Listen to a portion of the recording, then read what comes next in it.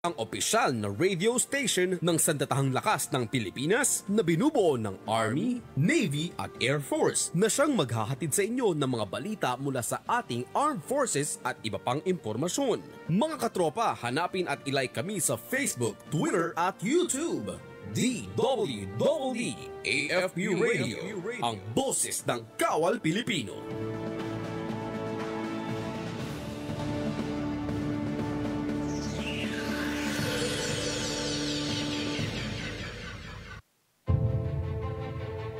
Ang ating mga sundalo ay may karapatang bumoto. Saan man sila nakadeploy sa panahon ng halalan. Sa pamamagitan ng local absentee voting, maaari silang bumoto ng maaga para sa mga national candidates at party list groups. Upang patuloy nilang magampanan ang tungkulin sa pagpapanatili ng kaayusan at seguridad sa halalan. Gaya ng ating mga sundalo, ang bawat Pilipino ay may tungkulin at karapatang bumoto. Kaya maging matalino dahil nakasalalay sa desisyon mo ang kinabukasan ng bayang ito.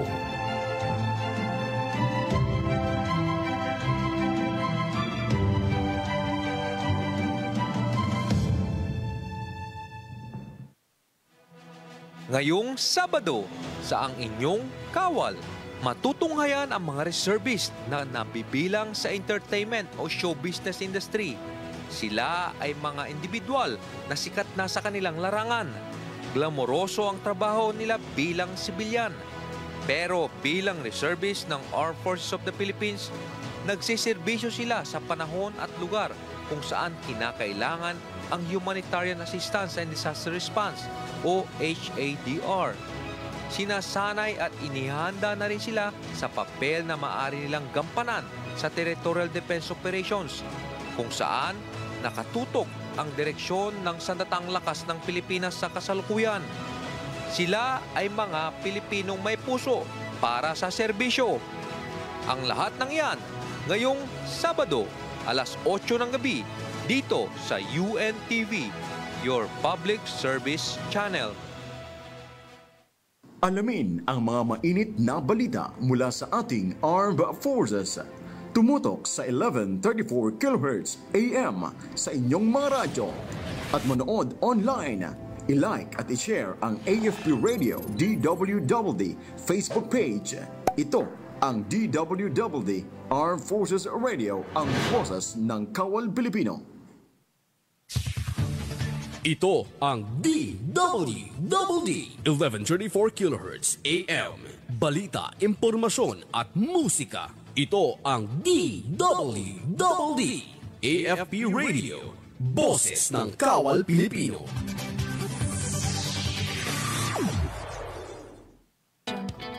May mga katanungan ka ba?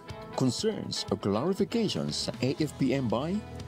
Maki-MBay Connect na at alamin ang inyong mga benefits, privileges at iba pa bilang miyembro.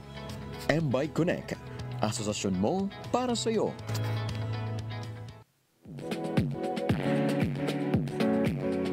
Alright guys, so magandang hapon po sa mga taga-subaybay ng ating programang MBay Connect. This afternoon, pag-uusapan po natin ang 2025 AFP MBay Annual General Meeting or AGM. And syempre, bago po natin napagkilala ang guest natin, i-review lang po muna natin mga katropa ang question and answer last episode. So kung kayo po ay nanood at kung kayo po ang maswerteng nakasagot, ito pong premyo na ito ay para po sa inyo. So first, paki-flash nga. Medyo hindi ko masyadong makita. Masyadong maliit. Ayan. So ayan mga katropa, no, sa mga nanonood po last week, last episode, ayan, kung kayo po ay sumagot sa katanungan na ito, so ito po yung tanong. So, magbigay ng isang accredited AFP-M by payment center. So, ano ba ang sagot? So, ayan po, naka-flash po sa inyong screen. Land Bank of the Philippines, GCash, Cebuana Luwilier, Palawan Pawn Shop, ayan, Metro Bank, and ano yung last? Hindi ko makita. Maya. Paymaya. So, ayan mga katropa, no, kung kayo po ang maswerte. Meron ba tayong winner dyan? Naka-flash? Ay, sad. Walang winner. So, sayang po yung 300,000 pesos. Charot. Ayan. So, mga katropa, kaabang-abang po, ano? Kasi nanood ka na, meron ka pa tayong pa-reload, no? So, sa mga katropa natin, no, na nanonood sa atin, abangan nyo na po hanggang dulo para po makasagot po kayo sa ating katanungan mamaya-maya po. So, ayan po yung mga posibleng sagot. Sa question last episode, naka-flash po sa inyong screen.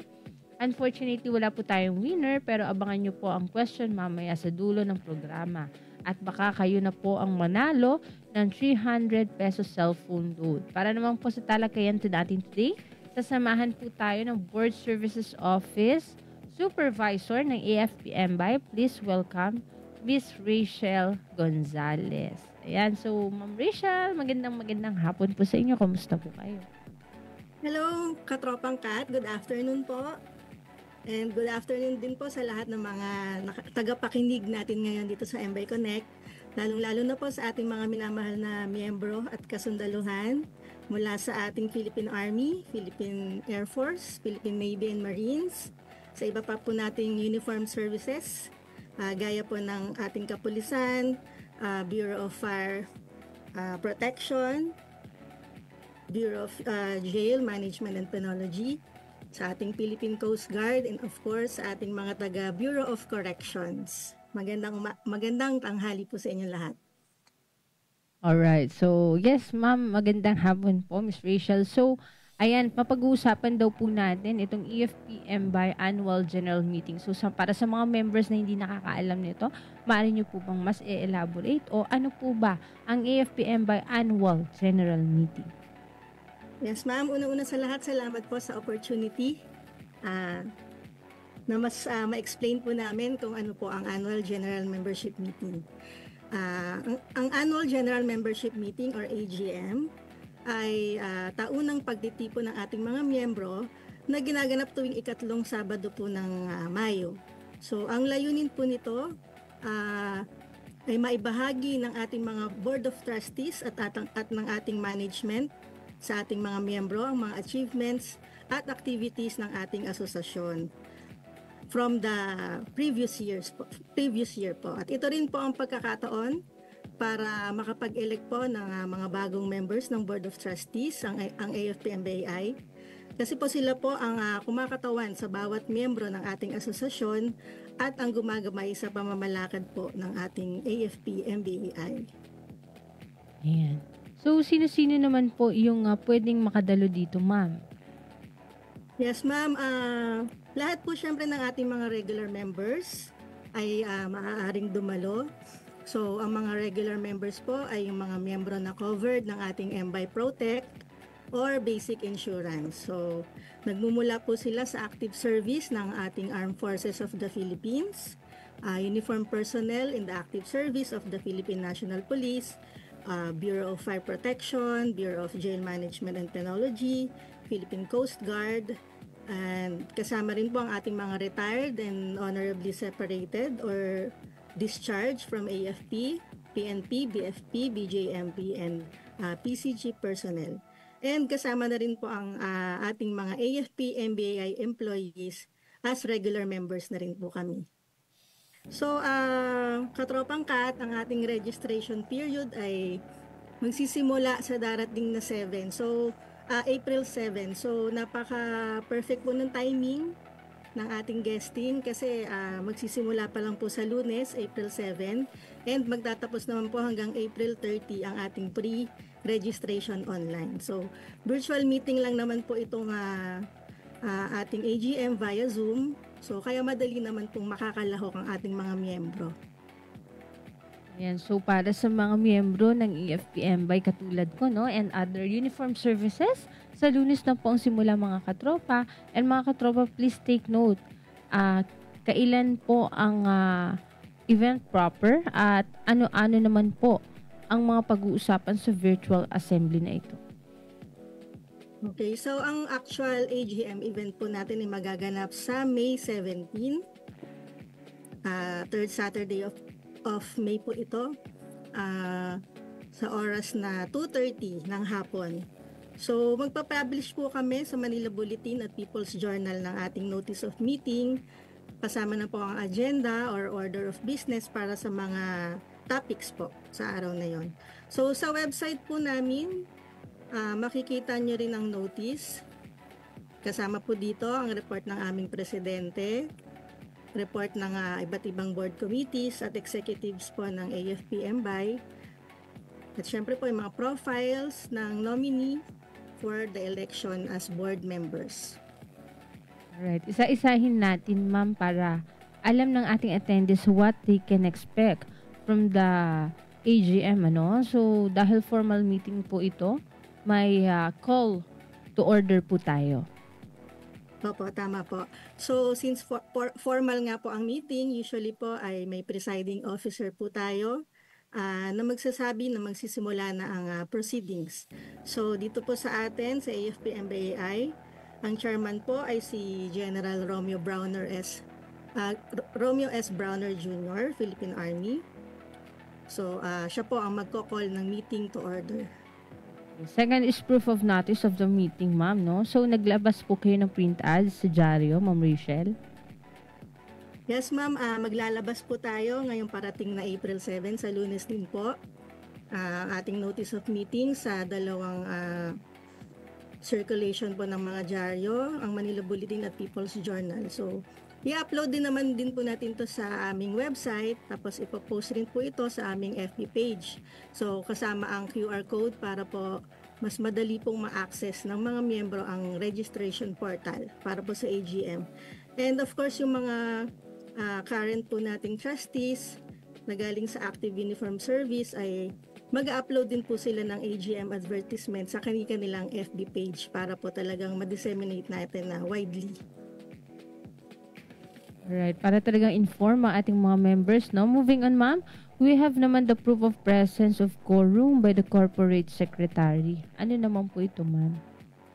Yes, ma'am. Ito naman katropang kat, sa bawat meeting talagang kailangan ng quorum or minimum number of members present para makapag-conduct ng business officially. So, sa AGM po ng AFP-MBAI, ang nagsacertify ng ating quorum ay ang ating corporate secretary.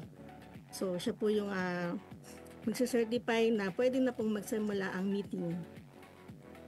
Ayan, tama naman po yun, para fair talaga, no, ma'am. Pagkatapos po niyan, opening remarks na ni General Browner, approval of the minutes of the AGM held on 18 May 2025 and matters arising from the minutes of the previous meeting.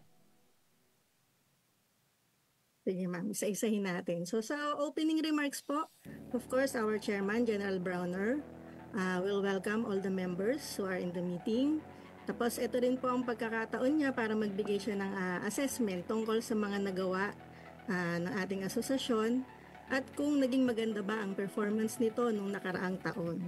So, tinatalakay rin po dito sa AGM ang minutes ng meeting na naganap last year, last May 18, at pinapa-approve.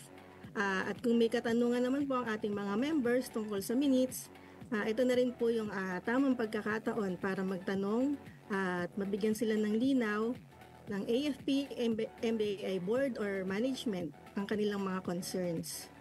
Ayan, so okay na okay po yan, ano? Para talagang malinawan ng mga miyembro at regarding nga po sa mga concern nila sa association. Next on the AGM agenda naman po is the report of the President and CEO. Tungkol saan naman po itong report na ito, Ma'am Rachel? Ito naman po katropang kat. Ito naman ang detalyadong report tungkol sa mga gawain ng AFP-MBAI noong 2024 hanggang sa kasalukuyan. So in general po, dito nire-report ng ating presidente kung na-achieve ba ng asosasyon ng mga strategic objectives na naset ng board for the previous year. So, dinedetalye po ang financial and operational performance at higit sa lahat po ang kinalabasan ng mga initiatives patungo sa pagsuporta sa aming mga miyembro at kanilang mga pamilya. Right. So good to know po na members are being informed about the growth and development ng ating AFP-MBay. Kaya naman to further support ang progress ng association, meron rin tayong ratification of the acts and resolutions of the Board of Trustees, corporate officers, and management. Please elaborate po ito, Ma'am Rachel, please.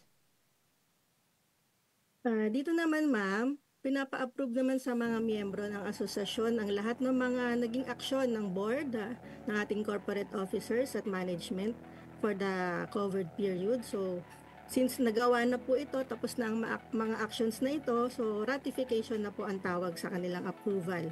So ito ay para malaman po ng mga miyembro ang lahat ng gawain ng MBay board at top management at maibigay nila ang kanilang pagsang-ayon o hindi pagsang-ayon sa mga actions na ito. Right, syempre magre-report po ang various committees ng AFP-MBay Board of Trustees, starting with the report of the Audit Committee and the Governance Committee, followed by the Risk Oversight and Related Party Transaction Committee. What will they discuss here, Ma'am Rachel? So dito naman po sa part na ito, so we have different committees po. So ibabahagi ng bawat pinuno ng mga committee yung kanilang mga report. So sa Audit Committee po, ang ulat nila ay patungkol sa mga pangunahing responsibilidad ng kanilang committee. So paano nito isinagawa ang mga responsibilidad nila nasaklaw sa nakaraang taon na may kinalaman sa ulat financial, internal control or internal audit function. So, pakikisalamuha sa external auditor at pangkabuang pagsusuri sa operasyon ng asosasyon. So, i-recommend rin po ng chairman ng audit committee ang ratification ng appointment ng ating external auditor na nagko-cover po sa ating statutory audit for 2025 to 2026. While ang report naman po ng ating governance committee ay patungkol naman po sa pagsunod ng kumpanya sa mga principles at standards of good governance. So, nire-report din po sa bahagi na ito ang performance ng Board of Trustees at mga board committees nito. And then, we also have the report of the chairman of the Risk Oversight and Related Party Transaction Committee. So, dito naman po nire-report ang status ng mga programang nakatuon sa paghahanda or pag-iwas sa mga pangunahing banta, po, yung mga threat sa operation ng ating asosasyon at paano po ito pinangangasiwaan. Ayan, so sinisiguro po talaga ng AFP-MBay na malaman ng mga miyembro nila ang mga pangyayari sa asosasyon, and good to know ito para sa lahat ng mga miyembro. Nakakapanatag naman talaga ang loob kapag ganun yung nangyayari kasi well open yung ating mga members doon sa mga programs and dun sa mga audits na ginagawa ng ating association. So, Ma'am Rachel, ano naman po yung amendment of AFP-MBay's Article of Incorporation or AOI? Ano po ba yung Articles of Incorporation? Katropang kat, para sa kaalaman po ng ating mga miyembro. Kasi po kapag nagtatayo po tayo ng isang corporation, kailangan po tayong gumawa ng Articles of Incorporation. So, nakasaad po dito sa AOI ang pangalan ng ating korporasyon, ang layunin o mga layunin ng kumpanyang itinayo, ang pangunahing address, at ang haba ng buhay ng corporation. Usually po mga 50 years lang ang life ng isang kumpanya. So, isinasama rin po sa AOI ang listahan ng pangalan at address ng mga incorporators, directors or trustees, pati na ang corporate officers nito. So, para po sa taon na ito, may ipapadagdag sana ang MBay sa purpose na nakasulat sa Articles of Incorporation ng asosasyon. Ito po ay ang purpose na magbigay ng donation pursuant to the corporate social responsibility initiatives ng MBay. So, hindi naman po lingid sa kaalaman ng ating mga miyembro na talaga pong malimit tayong magbigay ng donation sa mga branches of services natin, lalo na po sa AFP. Yan, totoo po yan, Miss Rachel, no? Malimit naming makita ang logo ng AFP MBay sa mga ambulansya na nagre-responde sa mga emergencies, ano? And actually, yung 7CRG na under ng CRS AFP, yung kanyang service is from AFP MBay din. Thank you, ma'am, no? And this is a part pa from the other social services activities ng asosasyon. And talaga namang napakaraming natutulungan and nakaka-benefit naman talaga ang bawat miyembro. Hindi lang bawat miyembro mga katropa, pati unit ng mga kasundaluhan, ano? Especially sa AFP. So ano naman po yung policy on board per dime and allowances, ma'am? Dito naman, ma'am, ito naman po yung ating internal policy tungkol naman po sa binibigay nating per diem at allowances sa ating po mga trustees. So, ito lang po kasi ang natatanggap nila para sa kanilang serbisyo. So, gusto namin ipa-approve din ito sa ating mga members ang patakaran sa pagbibigay nito para malaman din po nila kung paano ito sinasagawa, magkano ang amount na ibinibigay at kung aling mga opisina po ang nagpo-process nito.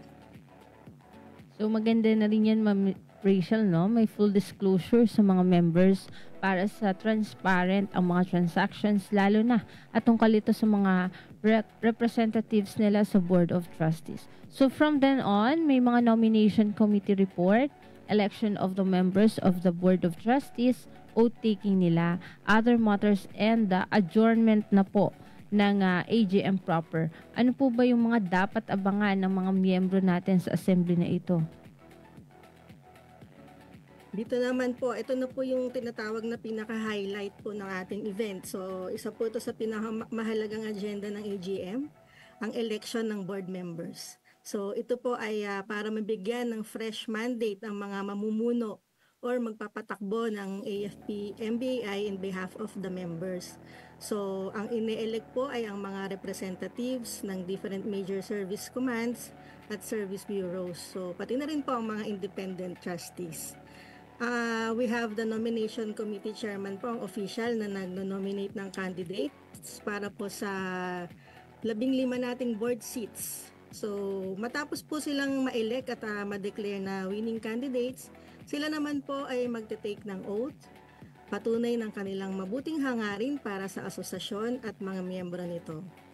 So, sa other matters naman po, ay pwede ding mag-raise ng matter for discussion ng ating mga member in attendance. So, ito po ay napakagandang pagkakataon para po magtanong ang ating mga miyembro o kaya makapagpahatid sila ng kanilang concern tungkol po sa AFP, MBAI, sa board at sa management. And of course po, yung adjournment po ay ang pagtatapos ng ating meeting. So pagka-adjourn po ng AGM, ito na po yung isa pa sa pinaka-exciting part, yung pong ating raffle. So magpaparaffle po kami sa mga miyembro na dumalo o nag-participate sa pamamagitan po ng pagboto. So, ngayon po, since 60th po namin, talagang mas naging generous pa po ang AFP MBAI sa ating paraffle. So, 3 po ang category namin for this 2025 AGM raffle. So, of course, we have consolation prizes, pre-drawn na po ito. And then the minor prizes, pre-drawn din po. And of course, the major prizes na iraraffle po natin live. So, syempre po, dapat po nakapag-register ang ating mga members mula April 7 to 30. So, napakahaba pa po ng ating pagkakataon para makilahok dito po sa ating AGM at maging qualified din po sa ating paraffle. And then, of course, dapat po nakaboto din mula May 5 to 12 para po maka-join at mag-qualify. So, at doon naman po sa dadalo mismo on the day of the AGM, May 17. Of course, sila yung makakasama sa live draw ng major prizes. So, ayun nga po, dahil po 60 years old na ang MBAI this year, so talagang tinaasan na po namin ang mga raffle prizes. So, Ito po, for the consolation prizes na pre-drone, so we have worth 1,000 pesos each for 200 winners. So 200, madami po. Ito po ay iraraffle off to all those who pre-registered to the AGM and nag-cast din po ng kanilang votes. So all consolation prizes shall be raffled on a pro-rata basis among the branches of service. So based on the actual number po ito ng AGM registrants per branch of service. So sa minor prizes naman po na cash din, we have 20 winners of 1,500 pesos each, 20 winners of 2,000 pesos each, 10 winners of 3,000 pesos each, and 10 winners of 5,000 pesos each. And of course, ang may pinakamalaking prize ay para dun po sa present mismo during the ating AGM via Zoom on May 17. Ang ating pong major prize na live na idodraw for the 5th prize, we have one winner of 20,000 pesos. Sa 4th naman po, one winner din ng 30,000 pesos. For the 3rd prize po, magkakaroon po tayo ng isang winner ng 40,000 pesos. And then sa 2nd prize, 50,000 pesos. And of course, para po dun sa ating magiging big winner, ang ating pong 1st prize ay 60,000 pesos. So, ayun po, siguraduhin po natin na tayo po ay makakapag pre-register at makakaboto para sa ating 2025 AGM ng MBAI sa May 17 po, para po magkaroon tayo ng malaking chance manalo ng ating mga prizes. So, huwag po natin kalimutan mag-register through our AFP MBAI website. Simula na po ito sa April 7 ng tanghali sa Lunes and magtatapos po ng April 30 ng tanghali din po.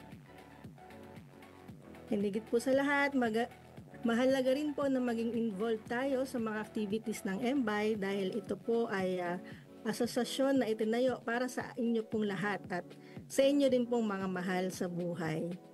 Alright, ayan talagang kapanapanabik yung darating na AGM mga katropa, no? Hindi lang sa mga attend personally, kundi sa virtual at attendee din nila, no? So, thank you po, Ms. Rachel, for sharing the overview ng 2025 AFPM by Virtual Annual General Meeting. So, sa Monday na po ang simula ng pre-registration, April 7 at 12 noon. Make sure to check the AFP website po. So, yan po mga katropa. Ayan, so sa mga katropa natin na kakapasok lang sa ating live feed, ano? So, ayan, meron po tayong AGM on April 7. So, open po ito sa lahat ng miyembro ng AFPM by lahat ng kasundaluhan, mapa AFP man, PNP, lahat ng uniform personnel na miyembro ng ating AFPN by. Ayan, welcome po kayo sa ating annual general meeting, mapa virtual man ito or personal, no? And wait, there's more, napakaraming kapanapanabik na mga papremyo and raffle syempre, pero kailangan mag-attend kayo. Ayan, so merong mga 20,000, so ayun, napakalaking bagay na rin para sa atin.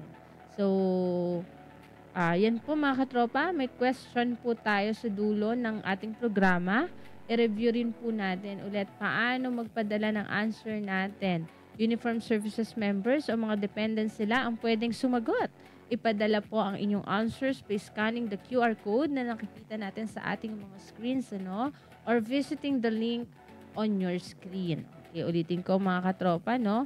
So, meron po tayong question and answer sa dulo ng ating programa. So, kailangan po nating i-review paulit-ulit.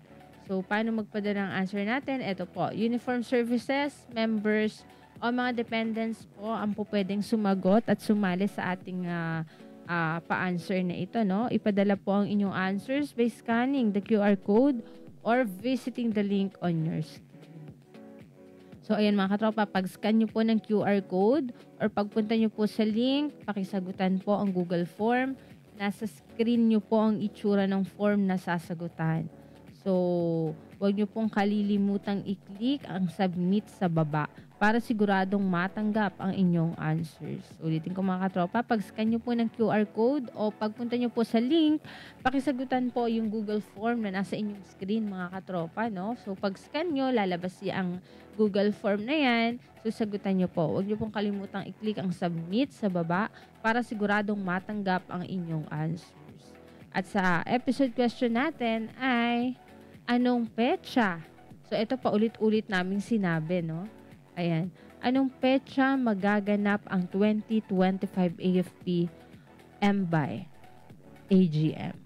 So, ulitin ko mga katropa, anong petsa magaganap ang 2025 AFP MBAY AGM? Pwede ba nga ako na yung sumagot? Ayan. So, ayan mga katropa, no? Ulitin lang po, ayan sa screen, pakiscan, tapos nilalabas na Google Form. Huwag nyo pong kakalimutan pag nasagutan nyo na ipindutin natin, i-click natin yung submit, no? So, ayan, Ma'am Rachel, maraming salamat po sa impormasyon about po sa AGM na isasagawa po natin, no? And ayan, syempre excited na yung mga miyembro, yung bawat miyembro, and syempre yung mga dependents din siguro, no? Excited na yung mga yan.